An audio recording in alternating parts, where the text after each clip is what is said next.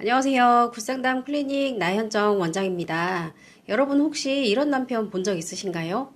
밖에서는 참 좋은 사람이라고 인정받는데 유독 부모 앞에만 가면 말 한마디 못하고 쩔쩔매는 남편. 시부모님이 아내를 무시해도 가만히 있고 시부모님이 부당한 요구를 해도 그냥 참자고 말하고, 즉 부모의 눈치를 많이 보는 남편 말입니다. 많은 아내들이 상담실에서 이렇게 말합니다. 남편이 시부모님보다 더 미워요.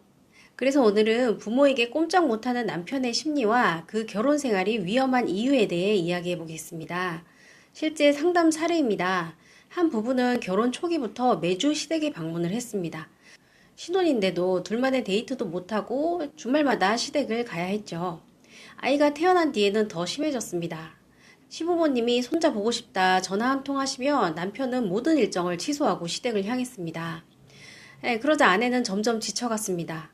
그런데 정말 이상한 점은요, 시동생은 그러지 않는다는 점이죠.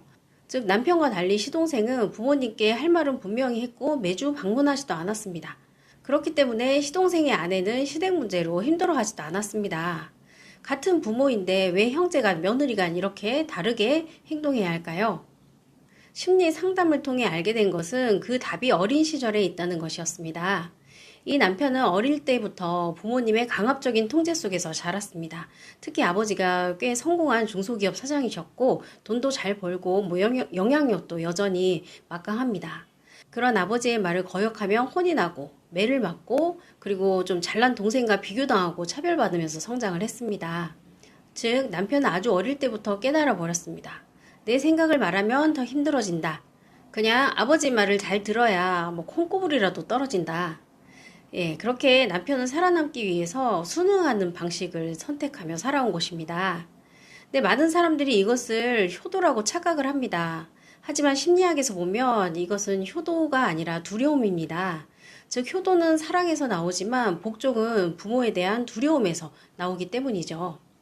이렇게 부모에게 꼼짝 못하는 남편의 자아상은 어떠할까요? 대개는 본인 스스로를 나는 부족한 사람이고 나는 버림받으면 안 되고 나는 거역하면 안 되는 사람이야 라는 깊은 자기인식 그리고 상처가 숨어있는 경우가 많습니다. 그래서 부모 앞에서는 성인이 아니라 어린아이처럼 행동하는 거죠.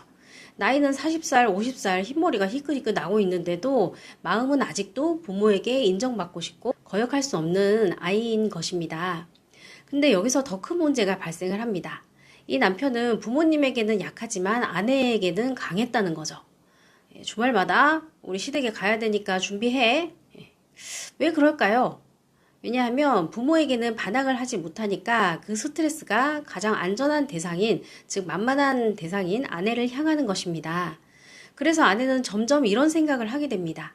남편이 나를 보호해주지 못한다. 나는 이 집에서 외롭다. 시부모보다 남편이 더 문제다. 실제로 많은 고부 갈등의 핵심은 시부모가 아니라 중간에서 경계를 세우지 못하는 남편에게 있습니다. 그런데 이는 남편이 어린 시절부터 거절하면 위험하다라고 배우며 자랐기 때문이죠. 그렇기 때문에 상담에서는 시부모 문제만 별도로 다루진 않습니다. 즉 남편의 어린 시절, 상처받은 자아, 낮아진 자아 존중감, 그리고 왜곡된 관계 패턴을 함께 다루는 것이죠. 결국 이 남편은 상담을 통해서 변화를 경험했습니다.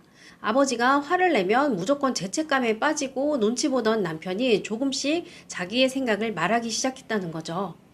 아버지의 비난에 흔들리던 남편이 그건 아버지 감정이지 제 책임은 아닙니다 라고 말할 수 있게 되었습니다. 결과적으로 남편은 부모의 눈치를 보는 삶에서 자신의 삶, 지금 부부의 삶을 존중하는 방식으로 변화하기 시작했습니다. 결혼은 부모를 버리는 것이 아닙니다. 하지만 부모에게서 심리적으로 독립하는 과정이 반드시 필요합니다. 좋은 남편, 좋은 아내가 되기 위해서는 각자의 부모에게 무조건 순종하는 것이 아니라 부모와의 관계에서도 배우자를 잘 지켜줄 수 있고 또 부모도 적당한 수준으로 존중하고 효도할 수 있는 것입니다. 즉, 지금의 결혼 생활을 책임지는 것, 그리고 또 부모에게도 적당히 효도하는 것, 이 균형이 건강한 결혼을 만듭니다. 특히 이 효도라는 것은 이 남편의 욕구이지 아내의 욕구는 정확히 말하면 아니죠. 그렇기 때문에 효도를 하고자 한다면 친혈육인 남편이 직접 시부모에게 하는 것이 옳습니다.